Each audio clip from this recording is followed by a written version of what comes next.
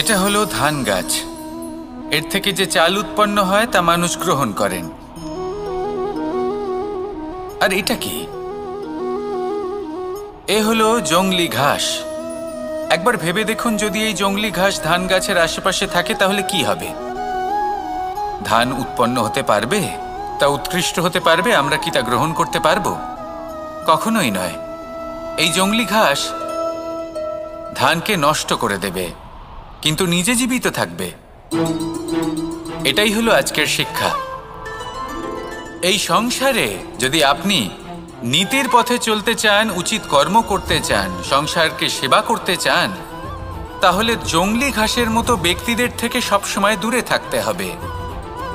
সেই ব্যক্তি যারা দুর্নীতি এবং মিথ্যা দ্বারা পরিপূর্ণ, যাদের ব্যবহার অশুভ, যাদের অনেক অশুভ গুণ রয়েছে, তারা সঠিক নয়।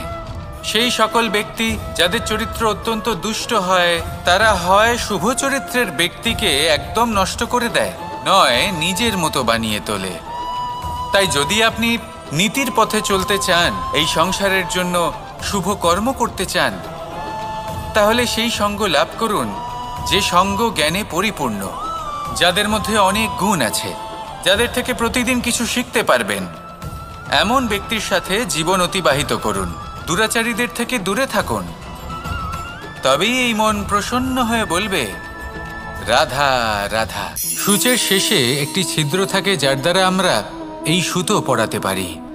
আর তারপর সূচের সাহায্যে এই সুতো দিয়ে বস্ত্র সেলাই করা যায়। কিন্তু যদি সুতোটা সোজা করে ধরা না হয়, তাহলে সূচে কখনো এই সুতো পরানোই সম্ভব নয়। যদি এতে কোনো গিঁট পড়ে, তখন তা কখনোই এই ছিদ্র দ্বারা প্রবেশ করা সম্ভব নয়। ঠিক এইভাবেই যদি আপনি কারোর জীবনে প্রবেশ করতে চান, কারোর অন্তরে প্রবেশ করতে চান, তাহলে আপনাকেও সহজ থাকতে হবে। এতে কোনো গিঁট থাকলে চলবে না। অর্থাৎ মনে যাতে কোনো মালিন্য না থাকে, যেন কোনো কুচিন্তা না থাকে। যদি এসব থাকে, তাহলে আপনি কখনো কারোর জীবনে প্রবেশ করতে পারবেন না। আর যদি কোনোভাবে আপনি প্রবেশ করেও যান, তাহলে তার মনে ঘর করতে পারবেন না। নিজেকে এই সুতোর মতন করে তুলুন, সহজ। মনে যেন কোনো কুচিন্তা না থাকে, সবার প্রতি যেন সদ্ভাবনা থাকে, শুভ চিন্তা থাকে। এমনটা করতে থাকুন। এমন একটা দিন আসবে যেদিন এই সমস্ত সংসারের ব্যক্তির মনে আপনি বাস করবেন। আর তখন এই মন প্রসন্ন হয়ে বলবে, রাধা রাধাময়। জীবন, কাল। দেখতে গেলে এই তিনটি শব্দ একটি শব্দেরই সমার্থক শব্দ মনে হয়, কিন্তু এই শব্দগুলির অর্থ কি সমান? কখনোই নয়। হ্যাঁ, এই সময় চলতে থাকে, জীবন চলতে থাকে, কালচক্র চলতে থাকে। এই সময় কেটে যায়, কিন্তু এই জীবন, একে যাপন করতে হয়। কি বলেন? এই জীবনে কিছু করুন বা কিছু না করুন, জীবন এমনি কেটে যাবে, আপনি জানতেও পারবেন না। কিন্তু সেটা আমাদের উদ্দেশ্য নয়। একে যাপন করতে হবে। এই জীবনে প্রেরণা পেতে শিখুন, প্রেরণা দিতে শিখুন, আহ্বান গ্রহণ করতে শিখুন, আহ্বান জানাতে শিখুন, মহান কাজ করতে শিখুন, ধন্যাত্মক বোধ জাগিয়ে তুলুন। জীবন অতিবাহিত করার অর্থ কি তা আপনি শিখে যাবেন। কারণ সময় কেটে যায়, সমস্ত যুগ কেটে যায়, কিন্তু জীবনের রীতি জীবন কাটিয়ে দেওয়া নয়, জীবন যাপন করা। এই জীবন সম্পূর্ণরূপে অনুভব করতে হবে, নতুন পথ বানাতে হবে। এবারে যদি এই জীবন বাঁচার সময় একবার ভেবে দেখুন, যদি মনে প্রেম থাকে, সদ্ভাবনা থাকে, তাহলে কি হবে? এই জীবনকে বাঁচার অনুভূতিটাই অন্যরকম হয়ে যাবে। একটা আনন্দময় অনুভূতি লাভ করবেন। তাহলে এটাই করুন, আর আমার সাথে ভালোবেসে বলুন, রাধা রাধা। ভোজন। এবার ভোজন সংগ্রহ করার জন্য মানুষ কি না করেন, সব সময় চেষ্টা করতে থাকেন।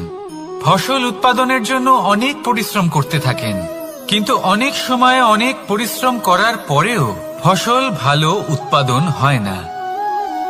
এর কারণ কি? কারণ হলো এটাই যে আপনি পরিশ্রম হয়তো অনেক করেছেন, কিন্তু আপনার নজর তো সেই বীজের দিকে ছিলই না যা আপনি রোপণ করেছেন। সেই জন্য সব সময় কোনো বীজ রোপণ করার আগে তাকে পরখ করে দেখুন, তা অত্যন্ত আবশ্যক।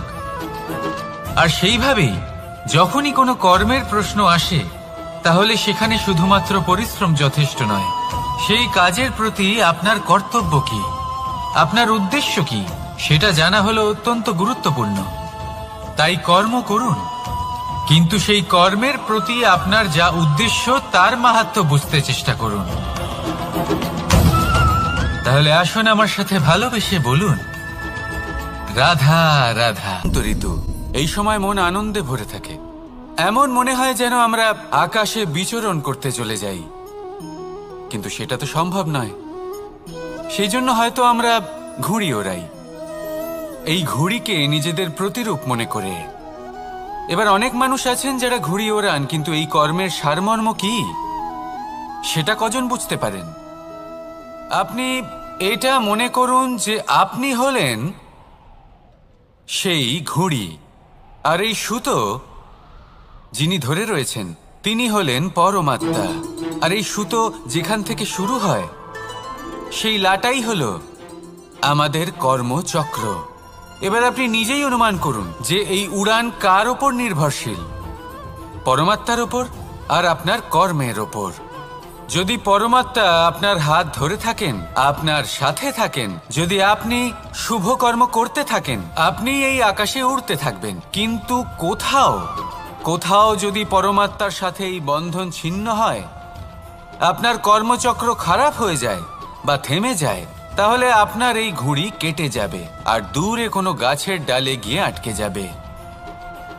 তাই শুধুমাত্র ঘুড়ি ওড়াবেন না, তার থেকে শিখুন, পরমাত্মার সাহচর্যে থাকুন, সবসময় শুভ কর্ম করতে থাকুন আর সবসময় এই আকাশে উড়তে থাকুন। আসুন আর আমার সাথে ভালোবেসে বলুন, রাধা। আপনি কখনো পর্বতের শিখরে উঠেছেন? আপনি দেখতে পাবেন পর্বতের পদতলে প্রচুর সুন্দর ফুল রয়েছে, সবুজ বনানী রয়েছে। যত আপনি ওপরে উঠতে থাকবেন তত ফুল কমতে থাকবে, সবুজ বনানী কমতে থাকবে। আরো কিছুটা ওপরে উঠলে কাঁটা জাতীয় গাছ দেখতে পাবেন, শুকনো গাছ দেখতে পাবেন। আরো যদি ওপরে ওঠেন তাহলে পাষাণ দেখতে পাবেন। আরো ওপরে উঠলে হিমখণ্ড দেখতে পাবেন। এই যে পর্বত, তা মনুষ্য জীবনের সবথেকে উত্তম উদাহরণ। মানুষ যখন সাফল্যের শিখরে পৌঁছতে চান, মহানুভবতার শিখরে পৌঁছতে চান, পথে যত আস্তে আস্তে ওপরে উঠতে থাকেন, ততই ভৌতিক বস্তু তার থেকে বিচ্ছিন্ন হতে থাকে। যদি তিনি সেই ভৌতিক বস্তুগুলি ত্যাগ না করতে পারেন, তাহলে কখনোই সেই স্থানে পৌঁছতে পারবেন না। আর মানুষ যদি উচিত ত্যাগ করতে পারেন, পথে অগ্রসর হতে থাকেন, এগোতে থাকেন, তাহলে একদিন না একদিন তিনি মহানুভবতার, জ্ঞানের, সাফল্যের হিমের স্বাদ অবশ্যই লাভ করবেন। মনে রাখবেন, মানব জীবনে ত্যাগ হলো অত্যন্ত গুরুত্বপূর্ণ অংশ। আসুন আমার সাথে ভালোবেসে বলুন, রাধা রাধা। রাধার সাথে যখন আমি ফুলের দোল খেলেছিলাম, তখন সেই অনুভূতি অন্যরকম ছিল। পুষ্প মানে ফুল, তাদের উপরে বর্ষানো হয় যারা বিজয়ী হয়ে ফেরেন, যাদের পদক্ষেপ শুভ হয়, যারা পবিত্র হন। এবার যে প্রেমিক নিজের প্রেমিকার হৃদয় হরণ করে নেয়, তার থেকে বেশি শক্তিশালী কে? যে নিজের আগমন দ্বারা আমাদের জীবন ধারা পাল্টে দেয়, তার থেকে বেশি শুভ কে? আর যে এসে আমাদের মনের কষ্ট লাঘব করে তাতে প্রেমের রং ভরে দেয়, তার থেকে বেশি পবিত্র কে? তাই সেই প্রত্যেক ব্যক্তি যিনি আপনার কাছে প্রিয়, যাদের আপনি ভালোবাসেন, তা তিনি আপনার মা হন, বাবা হন, বন্ধু হন, ভাই বোন হন, গুরু হন, তাদের উপরে পুষ্প বর্ষালে না শুধুমাত্র আপনার মান বাড়ে, বরং তাদের মনও আনন্দে ভরে যায়। কারণ রঙের সাথে যখন সুগন্ধ মিশে যায়, তখন আনন্দ দ্বিগুণ নয়, শতগুণ বেড়ে যায়। রাধা রাধা, আসতে চলেছে দোল উৎসব। দোল অর্থাৎ রং, দোল অর্থাৎ প্রেম, দোল অর্থাৎ রাধা কৃষ্ণ। কখনো ভেবেছেন কেন এই দোল উৎসব রাধা কৃষ্ণের সাথে জড়িত? উত্তর সহজ। রাধা আর কৃষ্ণ পৃথিবীতে এসেছে প্রেম শেখাতে, আর পৃথিবী তৈরি হয়েছে পঞ্চরঙের পঞ্চ পদার্থ দিয়ে: ভূমি, বায়ু, অগ্নি, জল আর আকাশ। দোলের এই উৎসব না শুধুমাত্র রাধা আর কৃষ্ণের প্রেমের প্রতীক, বরং পৃথিবীতে এই পঞ্চ পদার্থের মিলনেরও প্রতীক। সেই পদার্থ যা না কেবল এই পৃথিবী তৈরি করে, বরং সেই মানুষদেরও সৃজন করে যারা এই পৃথিবীতে বাস করে। আর যখন মানুষ একে অপরকে দোলের রঙে রাঙিয়ে দেয়, তখন কাউকে আলাদা দেখতে লাগে না, সবাইকে একরকম লাগে। কারোর মুখ দেখা যায় না, যদি কিছু দেখা যায় তা শুধু এই রং, প্রেমের রং, উল্লাসের রং, পৃথিবীর নির্মাণকারী পঞ্চ পদার্থের রং। তাই বয়ে যান এই রঙের নদীতে আর গড়ে তুলুন এই সম্পর্ক এক নতুন উদ্যমে। শুভ দোল যাত্রা। আর হ্যাঁ, ভালোবেসে বলুন রাধা রাধা। এই ফল দেখতে পাচ্ছেন আপনি? সবাই জানে এই ফলের থেকে বেরোনো বীজ একটা নতুন বৃক্ষকে জন্ম দেবে, যে নতুন বৃক্ষ আবার এমন এক ফলের জন্ম দেবে। কিন্তু আপনি কি কখনো ভেবে দেখেছেন ফল আর বীজের সম্পর্ক এতই গভীর, অথচ বৃক্ষের মূল আর বৃক্ষের শাখার মধ্যে এত দূরত্ব কেন? কারণ দূরত্ব অতি আবশ্যক। যদি আপনি কাউকে নিজের কাছে চিরকালের জন্য রাখতে চান, তখন তাদের থেকে দূরত্ব কিছু সময় দরকারি। এই দূরত্বই হলো সেই কারণ যার জন্য আপনি আপনার সঙ্গীর মাহাত্ম্য বুঝতে পারেন। এই দূরত্বের জন্যই আপনি আরো প্রেরণা পান যাতে তাদের সাথে আবার দেখা হয়। আর সেই জন্য মনে রাখবেন, দূরত্ব কখনোই খারাপ নয়। ফলের থেকে বীজের এই দূরত্বই নতুন ফল হওয়ার কারণ হয়ে দাঁড়ায়। প্রেমের আসল পরীক্ষা হয় এই দূরত্ব দিয়েই। তাই দূরত্বের সাথেও প্রেম করুন আর ভালোবেসে বলুন রাধা রাধা। আকাশ থেকে ঝরে পড়া বৃষ্টির ফোঁটা বড়ই শীতল, মিষ্টি আর পবিত্র হয়, কিন্তু সবার ভাগ্য ভিন্ন ভিন্ন হয়। এবারে দেখুন, যদি কোনো ফোঁটা কলা পাতায় পড়ে তা শিশির হয়ে থেকে যায়, প্রকৃতির সৌন্দর্য বাড়ায়, প্রাণীদের তৃষ্ণা মেটায়। যদি কোনো ফোঁটা ঝিনুকে পড়ে তা মুক্ত হয়ে যায়, আর যদি কোনো ফোঁটা সাপের মুখে পড়ে তাহলে তা বিষ হয়ে যায়। এখানে সবার উৎপত্তি একই, কিন্তু গুণ ভিন্ন ভিন্ন হয়। কেন? কি কারণ এটার? কারণ হলো সংস্পর্শ। সংস্পর্শ বড়ই প্রভাবশালী হয়।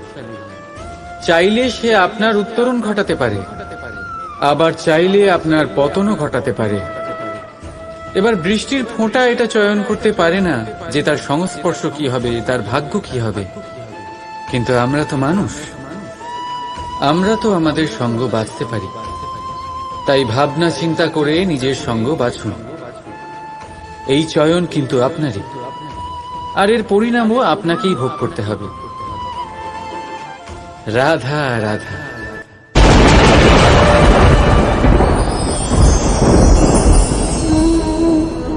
আমার সামনে রয়েছে গরুর দুধ, যা 2 দিন পর্যন্ত ভালো থাকে। যদি এই দুধ গরম করে জমানো হয় তাহলে তৈরি হয় দই, যা 3-4 দিন অবধি ভালো থাকে। যদি এই দইকে মন্থন করেন তৈরি হবে মাখন, যা অনেক সপ্তাহ ভালো থাকে। আর যদি এই মাখন ফোটানো হয় তাহলে তৈরি হয় ঘি, যা বহু বছর ভালো থাকে। মানেটা বুঝলেন? তাপ আর মন্থন। জীবনে যত পরীক্ষায় উত্তীর্ণ হতে পারবেন, যত কষ্টের তাপ সহ্য করতে পারবেন, যত মন্থনের বাধা পেরোতে পারবেন, ততই যশ, শক্তি আর সামর্থ্য বাড়তে থাকবে। তাই কর্ম করুন, কঠিন বাধার সম্মুখীন হন, আর মন্থন করে মন শুদ্ধ রাখুন। মন প্রসন্ন হয়ে বলবে, রাধা রাধা। দৃষ্টি মানুষকে দেওয়া প্রকৃতির অন্যতম শ্রেষ্ঠ উপহার। সেই দৃষ্টি যার জন্য মানুষ এই সংসার দেখতে পারে, নিজের পথ দেখতে পারে। কিন্তু সংসারে দৃষ্টি লাভ করেও সবাই মহান হতে পারে না, প্রসন্ন হতে পারে না। প্রসন্ন শুধুমাত্র তারাই হয় যাদের দৃষ্টিভঙ্গি শুভ হয়। এবারে যারা গোলাপে শুধুমাত্র কাঁটা খুঁজে পায়, তাদের হাত অবশ্যই সেই কাঁটা দ্বারা আঘাতপ্রাপ্ত হয়, কারণ তাদের দৃষ্টি শুধুমাত্র কাঁটা অবধি সীমিত থাকে।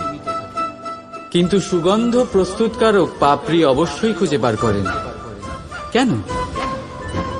একটু ভেবে দেখুন। যারা অন্ধকারে আলো পেতে চান, তাদের কাছে প্রদীপ ও সূর্যের মতো মনে হয়। কিন্তু যারা খুঁত বার করতে চান, তারা সেই প্রদীপের নিচে অন্ধকারই খুঁজে পান। যারা ভালোবাসা পেতে চান, তারা অচেনা মানুষের মধ্যেও স্নেহ খুঁজে পান। নয়তো কাউকে পেয়েও তাদের না চিনতে পারা মানুষের অভাব নেই। দৃষ্টি আমাদের দেখায়, কিন্তু দৃষ্টিভঙ্গি আমাদের সেটা দেখায় যা আমরা দেখতে চাই। যেমন আপনার ভাবনা হবে, সেটাই সত্যি হয়ে আপনার সামনে আসবে। তাই আপনার ভাবনাগুলিকে শুভ করুন, আর ভালোবেসে বলুন, রাধা রাধা। এই সংসারে জ্ঞানী কে? সেই ব্যক্তি যিনি বেদের অর্থ বোঝেন, নাকি তিনি যিনি জন্ম এবং মৃত্যুর রহস্যের সমাধান করেছেন, নাকি তিনি যিনি 64 কলায় নিপুণ? না, এই সংসারে জ্ঞানী তিনি যিনি কেবলমাত্র একটা পার্থক্য বোঝেন, পার্থক্য মেনে নেওয়া আর দৃঢ় হওয়ার মধ্যে।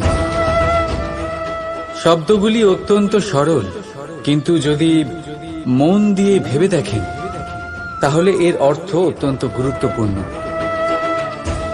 বুঝিয়ে বলছি আপনাকে। যদি মেনে নেন তাহলে হার, কিন্তু যদি দৃঢ় হন তাহলে জিত। যদি মেনে নেন তাহলে কেউ আপন, কিন্তু আপনি দৃঢ় হলে সে আপনার শত্রু। মেনে নিলে ভগবান আছেন, আর দৃঢ় হলে তা শুধুমাত্রই এক পাথর। শুধু এই পার্থক্যগুলি বুঝে নিন, সংসারের সমস্ত কিছুই আপনার কাছে পরিষ্কার হয়ে যাবে। রাধা রাধা। সাপ, এই শব্দটা শুনলেই মনের মধ্যে এক ধারণা তৈরি হয়। বিষে ভরা, ফোঁস আওয়াজ করা এক ভয়ানক জীব। যদি এই সাপ কারোর বাড়িতে ঢুকে পড়ে, কোলাহল সৃষ্টি হয়ে যায়। লোকে সুরক্ষিত স্থান খুঁজতে থাকে, ভিড় জমা হয়ে যায় সেই সাপের প্রাণ নেওয়ার জন্য। কিন্তু যদি এই সাপ কোনো মন্দিরে দেখতে পাওয়া যায়, তাহলে কি হবে?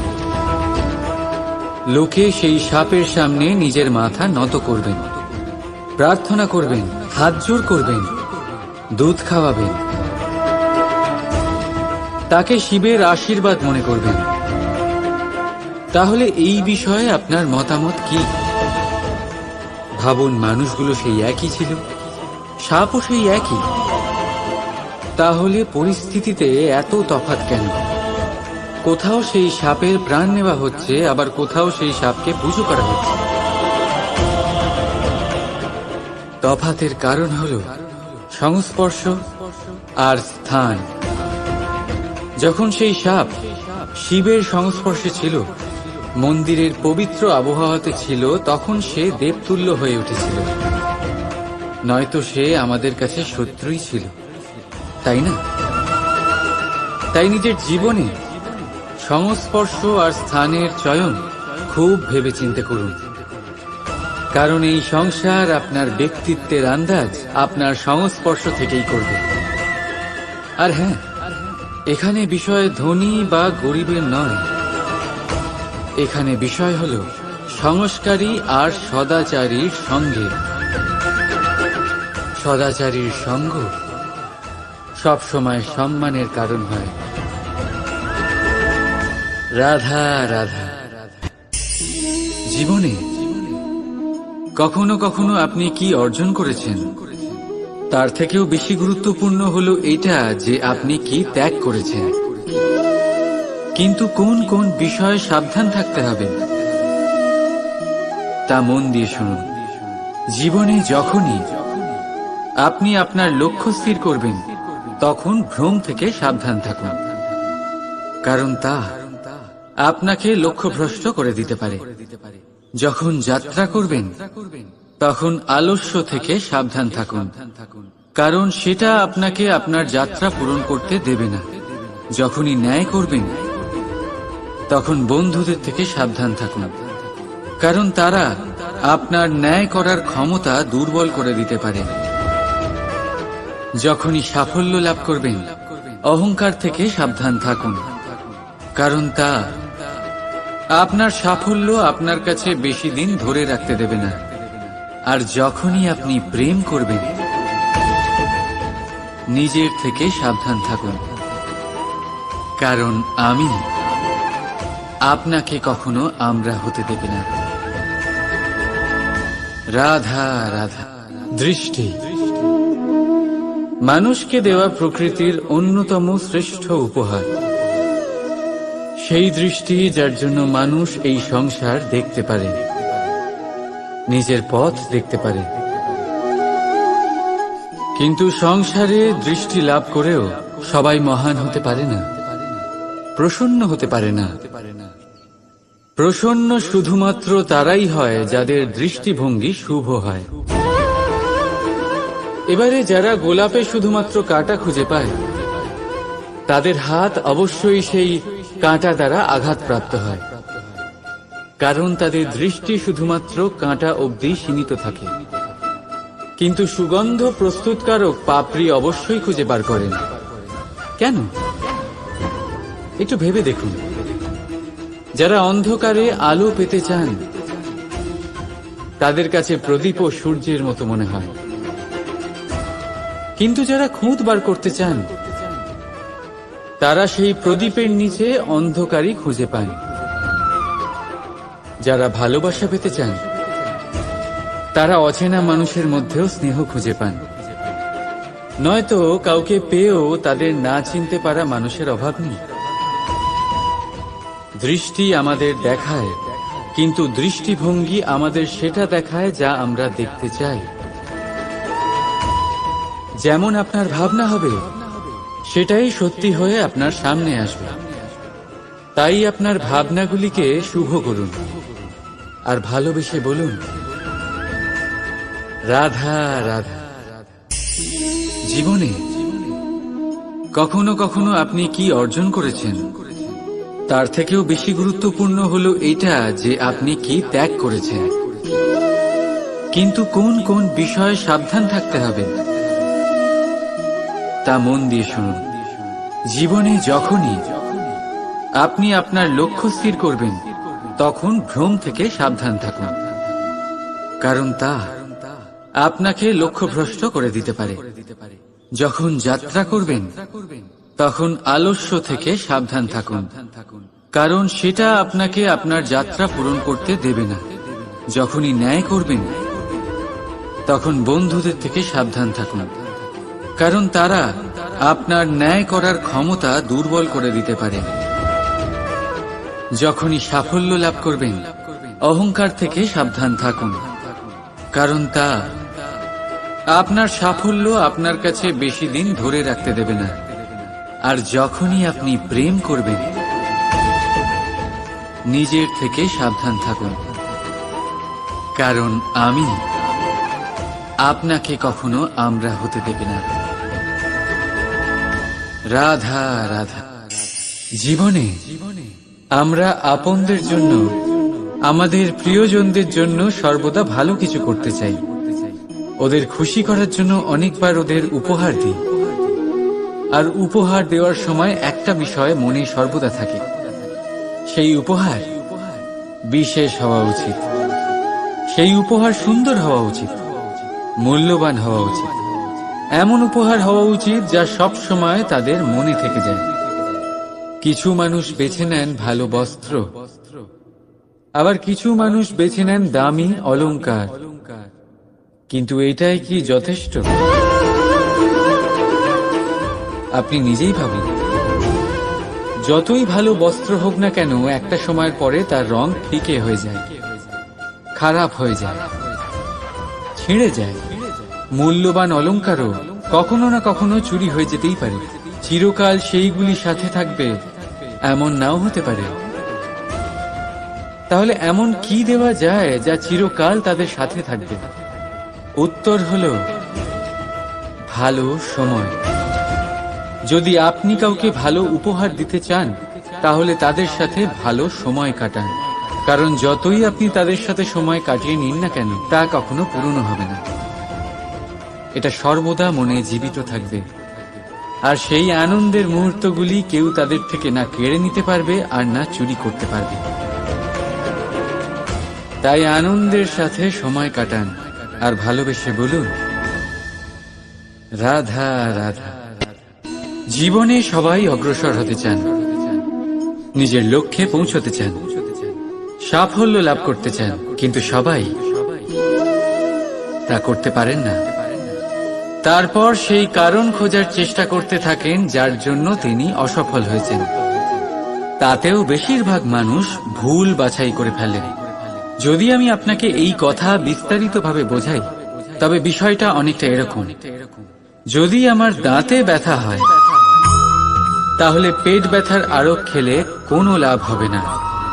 যদি ভিতে সমস্যা থাকে তাহলে আমরা বাড়ি যতই সাজাই তা অবশ্যই ভেঙে পড়বে। যদি আমরা জীবনে অগ্রসর না হতে পারি তাহলে কারণ আমাদের পায়ের ব্যথা নয়, আমাদের সীমিত চিন্তা।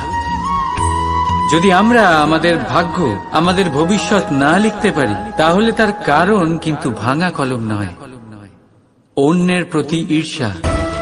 যদি মহান কর্ম করার পরেও যশ প্রাপ্তি না হয় তাহলে তার কারণ শরীরের আলস্য নয়, মনে বসবাস করা লোভ। তাই সবার আগে নিজের অসফলতার কারণ সঠিকভাবে বোঝার চেষ্টা করুন, আর তারপর ঠিকভাবে সেখান থেকে বেরিয়ে আসার চেষ্টা করুন। আপনি সাফল্য অবশ্যই লাভ করবেন, কেউ আপনাকে আটকাতে পারবে না। শুধু ভালোবেসে বলতে থাকবেন রাধা রাধা।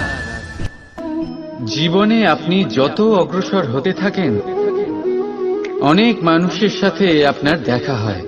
তার মধ্যে কেউ আপনাকে উৎসাহিত করেন, কেউ আপনাকে শক্তি প্রদান করেন, কেউ আপনাকে হতাশ করেন, আবার কেউ আপনাকে পাথরও মারতে থাকেন। এমন অবস্থায় বেশিরভাগ মানুষ কি করে থাকেন? অন্যের কর্মের জন্য নিজে বিচলিত হয়ে পড়েন, ক্রুদ্ধ হয়ে যান তাদের উপরে, তাদের সাথে লড়াই করেন, তাদের কটূক্তি করেন। প্রতিশোধ নেওয়ার জন্য তাদের ছোঁড়া সেই পাথর দিয়ে তাদেরকেই আঘাত করার চেষ্টা করেন। কিন্তু এতে কি হয়? এই হলো আপনার লক্ষ্য আর এই হলো আপনার পথ। এবার এই সব ঘটনার কারণে আপনি সেখানেই দাঁড়িয়ে তাদের সাথে লড়তে থাকেন। তাতে সাফল্য লাভ হয়, কিন্তু আপনার নয়। সাফল্য তাদের যারা আপনাকে আটকাবার উদ্দেশ্য নিয়ে আপনার ওপর পাথর মারা শুরু করেছিল। যদি তার বদলে সেই পাথর একত্রিত করে আপনি নিজের একটা বাড়ি বানান, তাহলে আপনাকে যারা পাথর মেরেছেন তাদের সংখ্যা আস্তে আস্তে কমে যাবে। আপনিও না থেমে আপনার লক্ষ্যের দিকে অগ্রসর হতে পারবেন।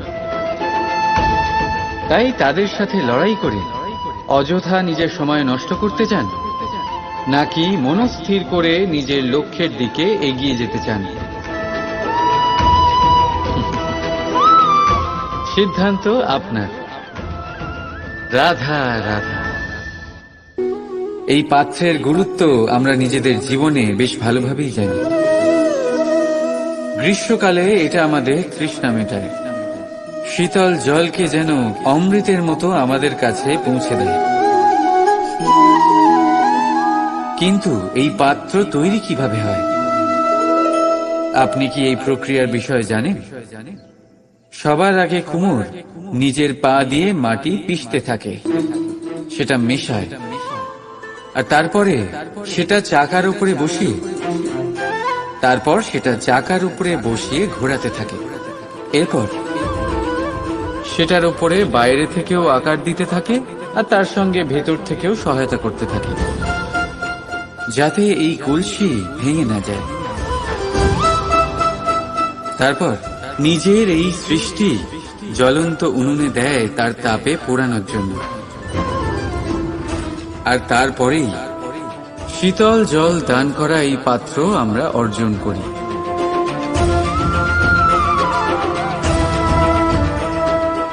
একজন সর্বশ্রেষ্ঠ গুরুও তাই করেন। সবার আগে আমাদের মনের ভাবনাগুলিকে অন্তর থেকে বার করার জন্য আমাদের পিষতে থাকেন, তারপর দৃঢ়ভাবে আমাদের আকার দেন, আবার তার সাথে সাথে আমাদের সাহায্যও করেন।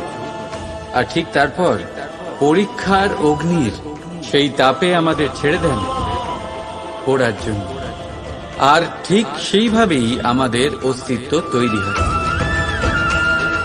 সেই জন্য যদি আপনার গুরু কঠোর হন, তাহলে ওনার ওপর ক্ষুব্ধ হবেন না, ওনার ওপর ক্রুদ্ধ হবেন না, কারণ উনি সেই কুমোর যিনি আপনার জীবনের পাত্রকে এক সুন্দর আকার প্রদান করবেন। রাধা রাধা।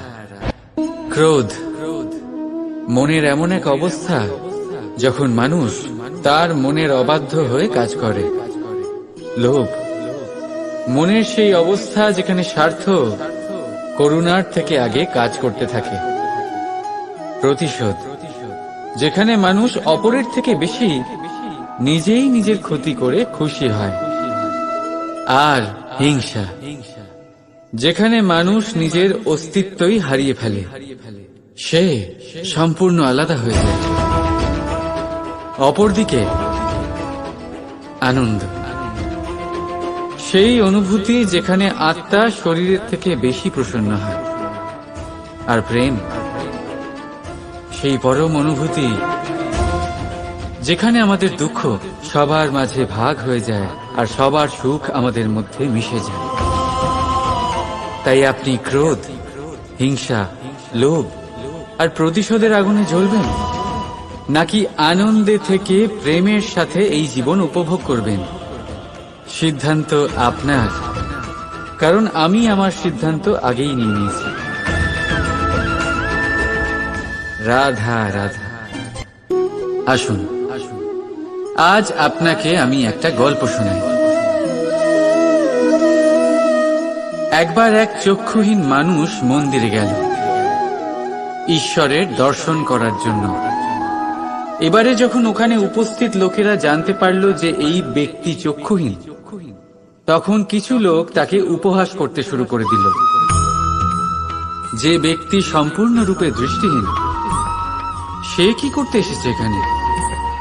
হয়তো সে ঈশ্বরের কাছে নালিশ করতে এসেছে যে কেন আপনি আমার দৃষ্টি কেড়ে নিলেন। কিন্তু এই সকল কথায় সেই চক্ষুহীন ব্যক্তি নিজেকে নিরাশ হতে দিল না। সে হাসলো আর শুধুমাত্র একটাই কথা বলল সে, মানলাম যে আমার ভাগ্য আমার থেকে আমার দৃষ্টি কেড়ে নিয়েছে, কিন্তু আমি অভাগা নই, কারণ আমার ঈশ্বর উনি আমায় দেখতে পাচ্ছেন।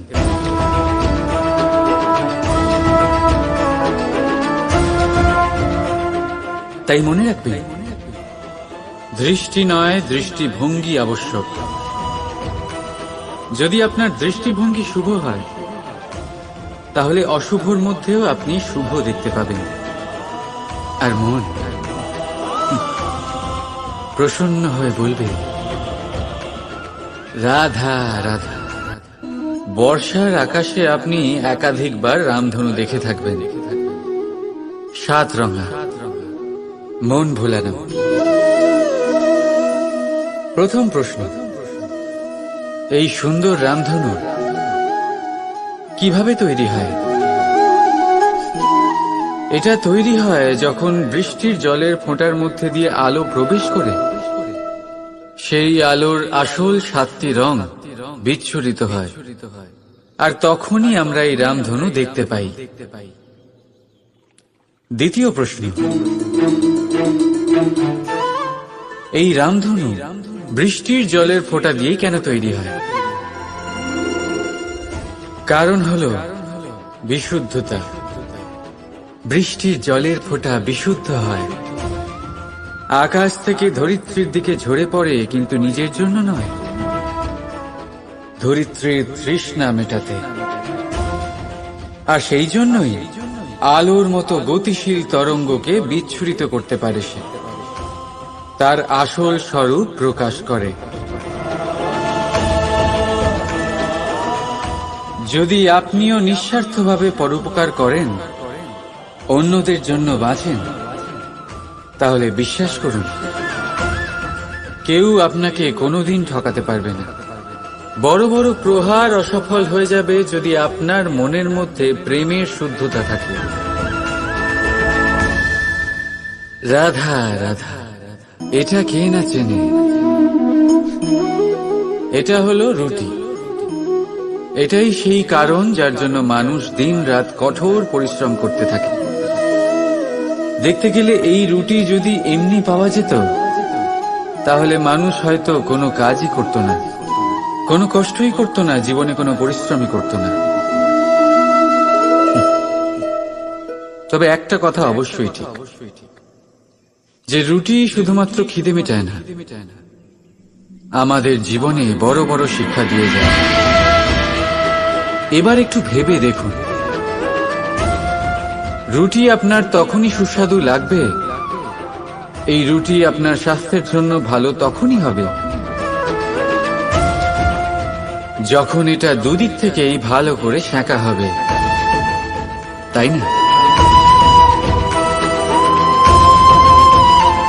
আমাদের জীবনে সম্পর্ক কিছুটা এরকমই হয়। যদি দুপক্ষ দ্বারাই ভালো করে পালন করা হয়, তবেই আপনি আনন্দ পাবেন। তাই শুধু পাওয়ার জন্যই ব্যাকুল হয়ে উঠবেন না, ফেরত দেওয়াতেও বিশ্বাস রাখুন। কারণ যখন একটা সম্পর্কে দুই পক্ষ থেকেই প্রেম থাকবে, দুই পক্ষ থেকেই করুণা থাকবে, কিছু করার প্রবৃত্তি থাকবে, তবেই সেই সম্পর্ক আপনাকে আনন্দ দেবে। তাই যখনই আপনি রুটি খাবেন, মনে রাখবেন আপনাকে আপনার সম্পর্কগুলিকেও এরকম মধুর বানাতে হবে। আর মন সুপ্রসন্ন হয়ে বলবে, রাধা রাধা। আপনি জীবনে কখনো না কখনো কোনো বৃক্ষকে জল অবশ্যই দিয়েছেন।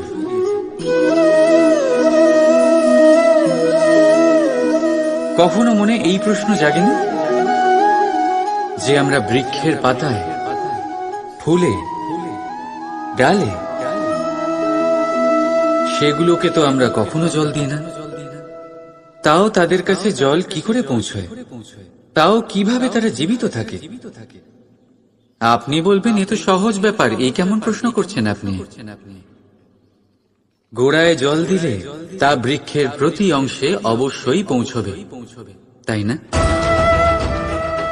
ঠিক এমনটাই হয় আমাদের কর্ম, আমাদের প্রেম। যদি স্বচ্ছ মনে কর্ম করেন, সেবা করেন, তাহলে কোনো না কোনোভাবে তা পরমেশ্বরের কাছে অবশ্যই পৌঁছবে। অন্তরাত্মা থেকে প্রেম করলে সর্বদাই তা উপচে পড়বে, আর তার দ্বিগুণ অবশ্যই ফেরত আসবে, এই বৃক্ষের ছায়ার মতো। তাই মন আর আত্মা দিয়ে কাজ করুন, মন আর আত্মা থেকে প্রেম করুন, আনন্দই আনন্দ পাবেন। রাধা রাধা। দুধ আর মাখন। যদি আমি আপনাকে জিজ্ঞেস করি এই দুইয়ের মধ্যে সম্পর্ক কি, আপনি বলবেন এ তো সহজ ব্যাপার, দুধ থেকেই তো মাখন তৈরি করা হয়। যদি আমি আপনাকে জিজ্ঞেস করি এই দুইয়ের মধ্যে তফাৎ কি, তাহলে কেউ বলবেন একটা তরল হলে অন্যটা খুবই গাঢ়, কেউ বলবেন একজন পিতা আর অন্যজন সন্তান। না, এই দুইয়ের মধ্যে তফাৎ হলো শুদ্ধতা।